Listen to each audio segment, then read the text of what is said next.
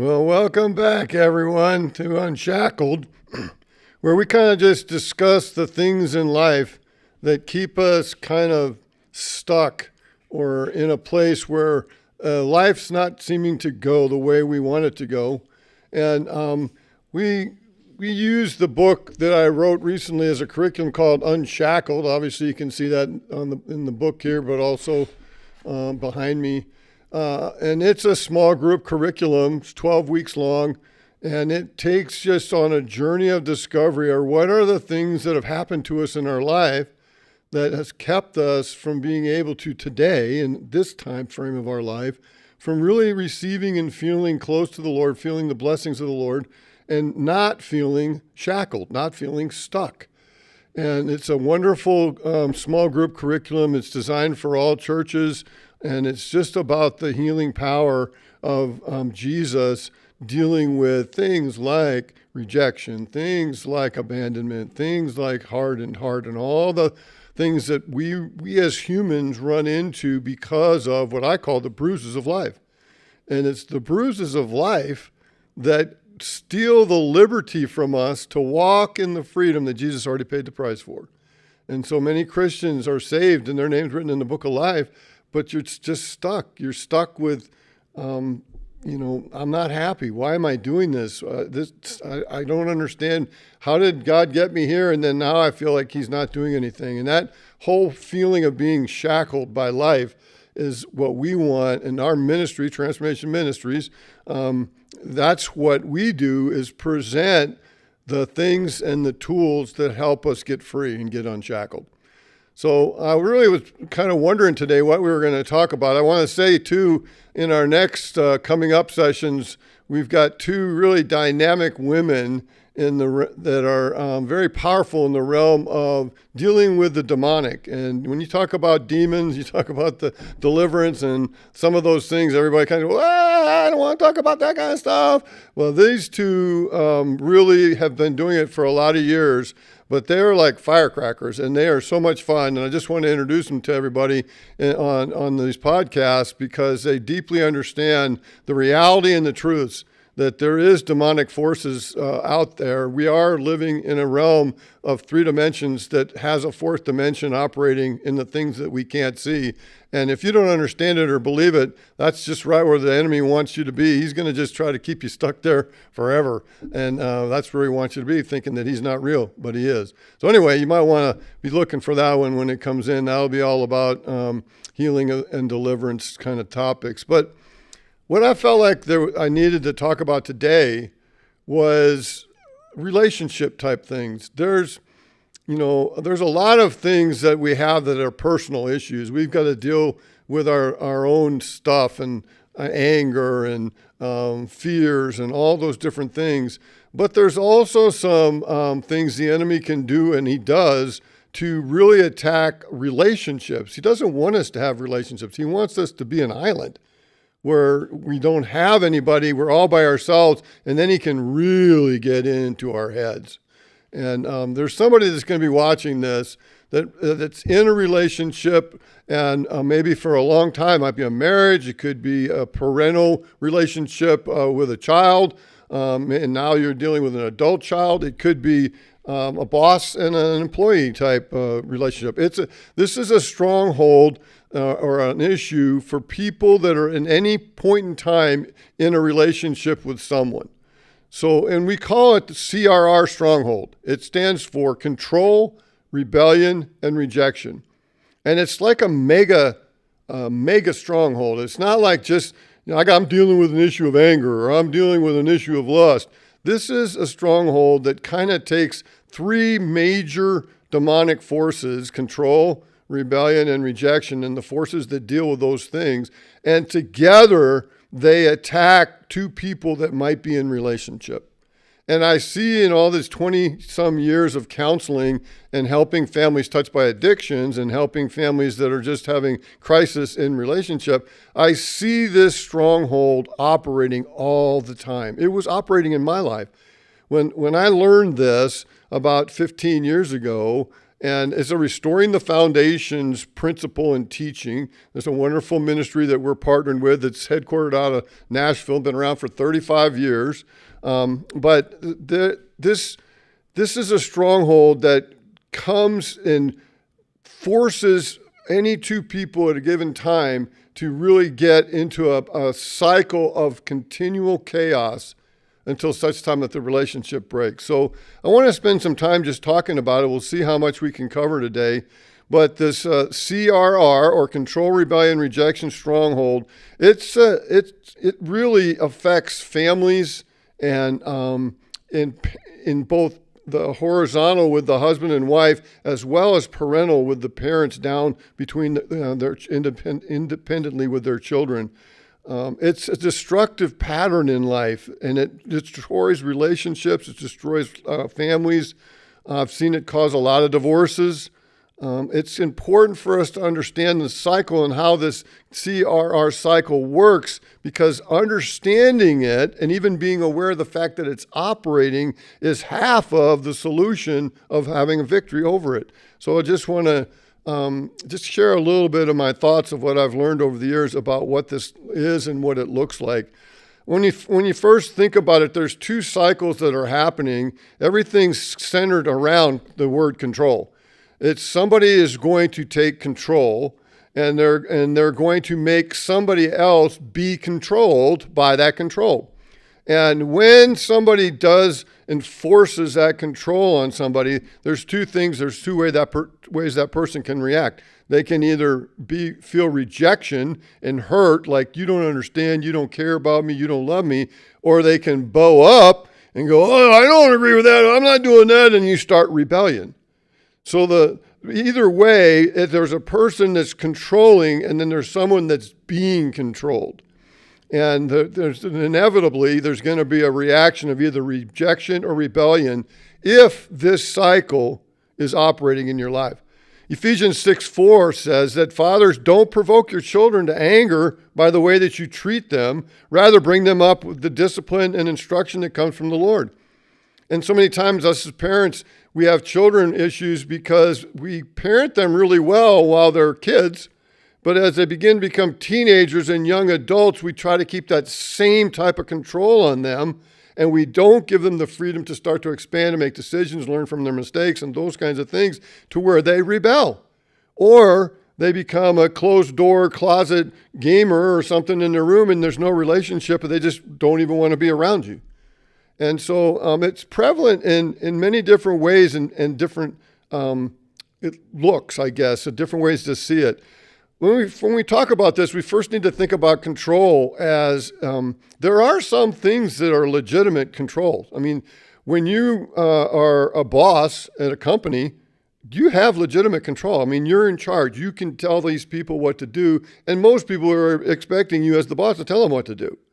And that's a legitimate control. In the military, I came 21 years in the military, and officers are given the responsibility to oversee the enlisted men to come together and fight a war. But there's definitely places and responsibilities and ranks that give them more and more control over what's going on the battlefield and in the whole thing, and everyone needs to follow those commands. And so that's a legitimate control. But what we're talking about in this discussion is illegitimate control.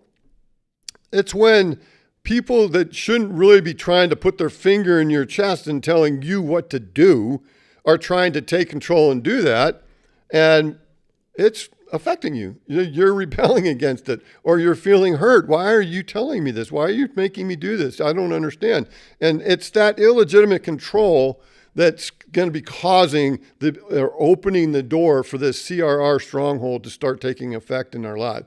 I call this a mega stronghold. It's like this conglomerate of negative forces, control, rebellion, and rejection, coming together as one big thing attacking a relationship between any two people. So when you think about this, you got to go, why would anyone control? I mean, why do people control? Well, some people control because they just want the power, right?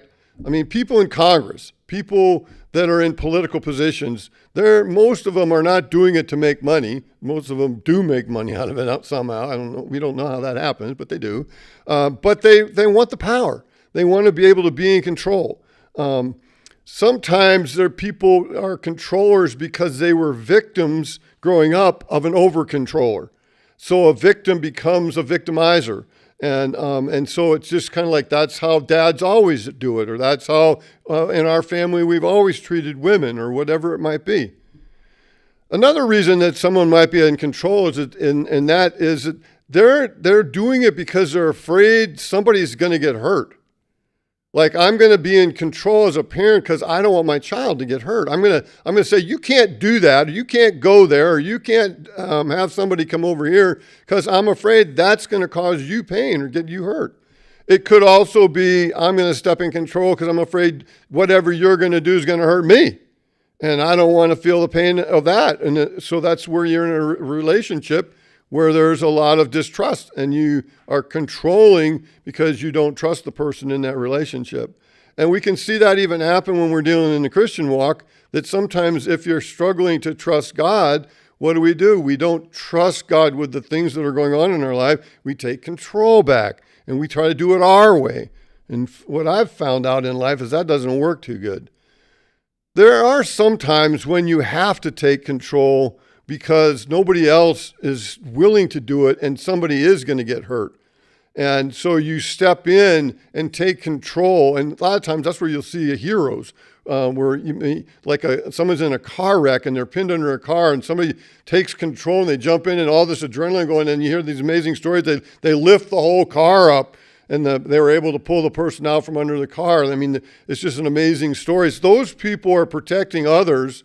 And I call them like the heroes thing. And I mean, that doesn't happen on a day-to-day basis, but when it does happen, usually people are kind of happy that it occurs. So what we're talking about today, though, is the guy that's telling and stepping into control, and it's an illegitimate control or over-controlling, where they're telling somebody to do something that they can't do something, and that's causing a reaction by that other person. So let's just talk about that for a second. When we have somebody that's causing us to control against our will, or we're trying to I call it putting the finger in your chest and telling somebody, well, you got to do this, you can't do that. A lot of times there's an ungodly belief associated with that person. That person may feel like I don't belong, nobody really wants me here, so I have to become in control to make sure that I'm included, to make sure that I'm still able to be part of whatever it is, the family or the team or the social event. Many times they're going to take control of the situation because I want to guard my emotions and my feelings, because I don't want to give anybody an opportunity to embarrass me, to shame me, or maybe even to really get to know me. So I'm going to take control and shift this environment or things so that nobody really knows that maybe I've got some issues and maybe I'm not as nice or as good as what you're thinking I am. If you knew the real me, you wouldn't like me. And I don't want you to do that. So I'm going to take control of everything in the environment and make sure that doesn't happen. When somebody's a controller, it takes a lot of work to be a controller. If you think that the world rests on your shoulders in your family, or you think the world rests on your shoulders in your job place or whatever it might be, and you're controlling, I mean, usually those kinds of people are exhausted. They're always tired. Controllers just are tired from controlling the universe because, first of all, that's God's job. And second of all, we think we have to do it when we really don't have to do it. And the more you try to control, the more you have to put effort into keep controlling.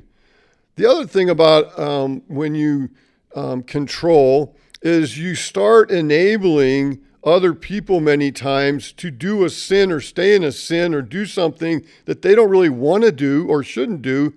But for you to make your thing happen with the controlling, you kind of enable them. And it comes to mind is the wife that's married to an alcoholic, and he's not able to get off the couch and get a job, and she's just complaining that he needs to quit drinking and get out there and get a job, and she has to take care of him. But the thing is taking care of him makes her feel good about herself. So you find out halfway into this story of counseling that she's buying his booze and bringing it to him and keeps getting him whatever he wants. She's enabling him to stay in that place, but overall, she's in control of everything. And that's what's making her feel good, and they're locked into the control, rebellion, rejection cycle. So before we kind of talk about this stronghold and what does it look like, what are the different kinds of control? That's one thing to kind of be aware of. Obviously, there's direct control where you just have the authority. A policeman has a badge, and he puts his lights on, and you pull over, and he comes up and says, "Let me see your registration and your insurance," and yes, sir, and you give it to him. Why? Because he's got control. He's got legitimate control, and I got to do what he says. Then there's overt control. Overt control is a person that is, say, in a group, and if you've ever been like in a committee in a church or a committee in a city council or whatever, and there's, say, 9 people on the committee, and nobody really wants to be the head of the committee, but they have to have one, and pretty soon there's just a lot of wasted time, and everyone's just kind of talking. And finally, you can't take it any longer, so you just kind of say, "Well, hey, okay, I'll help you. I'll be in control."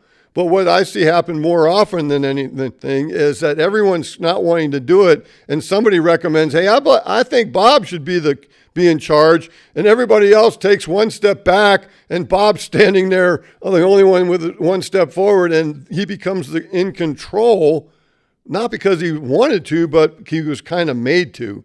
And so he ends up being in that control position. So that's a kind of call that an overt control. It's not obvious. It's not demanded. They're not coming in and going, "Hey, I'm going to run this thing." They just end up there. Indirect control is where somebody is in a relationship or let's go back to the committee idea, and they are controlling the group indirectly. They're making suggestions, or they're doing things, and they're telling people, and there's an agenda that this person has. They're not in charge. They're not even the leader of the group, but they know how to sway the group by the inputs, and they usually are going against what the leader wants to do, and that causes a constant, it just makes it a lot harder for the committee to get things done. And we see that in Congress even today. There's just so many indirect controllers that are doing their own agendas for, say, their district or whatever, but the overall good is they're not getting anything done. And the last one's the hidden control. Hidden control, I always use the story of the Baptist church. I shouldn't pick on the Baptists. It could be any church or any organization. They want to get new carpeting for the sanctuary. And it's older, and it's time to get new. And so they have a committee, and there's like 9 people on the committee, and they start talking about the types of carpet they're going to get. And they kind of all have this consensus. We need something that has like industrial strength. It's got a contemporary color, blends in well, it covers dirt, easy to clean, all those kinds of things that we would kind of think about would be a major good things for a carpet of a church that's going to get walked on with a lot of people, coffee, water, and all these other things. And then there's one little lady on that committee who says, no, I think we should have a pink shag carpet. And everyone goes, "What? Pink shag? That's a 70s thing for one. Pink, we don't need it. It doesn't go with any other colors in the church. And by the way, that's going to be dirty, and it's going to show all the stains. It's hard to clean. No, we don't need pink." And so they kind of discard that, and they keep going with their meeting. Well, about 3 weeks later, I show up in this church, and I look, and they got new carpet. Guess what color it is? Guess what kind of carpet it is? It's a pink shag carpet. Why? Because that little lady had all the money of the church. And after everybody got done putting all their inputs to the pastor, telling them this is what we think we should have, gray, industrial strength, nice, easy to clean, very affordable, the little lady went to the pastor and said, "If you don't do pink shag, I'm leaving the church and taking my money with me." Guess what happened? they get pink shag. So that's a hidden control. Nobody really knew what happened. All they know is, I don't understand how we got it. They had a committee, but they came up with pink, and that's what we got. So that's the types of control. What I really want to do is just kind of tease you a little bit to come back to next week's teaching, how I put this together and how I show you. I want to show you a diagram of what the control, rebellion, rejection stronghold looks like, and just kind of let you see it and think about it. Then next week, I'm going to walk us through this diagram and walk us through this stronghold of control, rebellion, and rejection, and really get a deep understanding of what that is. And if we can just get that diagram, there we go. You can see that there's three people involved here, or there's two people involved here, and the one on the left is the control person that's going to be in control. The one on the right is going to be reacting, either rebellion or rejection. And that line in the middle represents the divide between any two people. So it could be a husband and a wife. It could be a father and a son. It could be a boss and an employee, whatever it might be. And there's different ways you can be active or you can be passive. And we're going to explain all that. And then I'm going to show you how this stronghold destroys relationships. It's a very fascinating thing that when I heard it, I went, yes, I think this is operating in my home. I came back actually from Nashville. I was at a conference there, and I started explaining this to my wife, and she goes, yes, that's exactly what's in our marriage. And she got it right away. She could see everything I'm going to tell you. So if you've got some issues with family and your marriage, if you got issues with your children, adult children, or just your teen children, whatever, and there's always seems to be this chaos and disharmony going on, you may be struggling with control, rebellion, rejection, and the enemy wants to keep you stuck in that, and you don't need to. So just come on back for next week and watch this, and you're going to see that it's very easy to let Jesus come in and tear down all the walls of that control, rebellion, and rejection. So, Lord, I just thank you for the fact that you teach us these things, that you give us revelation knowledge of understanding this. And I bless every person that's watching this, that you can start to look at any relationship that you might have troubles or are struggling with right now and see if there's a controller issue in there and how are you reacting, either with rebellion or rejection. And if you come back next week, we're going to talk about that. And I can't wait to really share to you how to get unshackled from the CRR stronghold.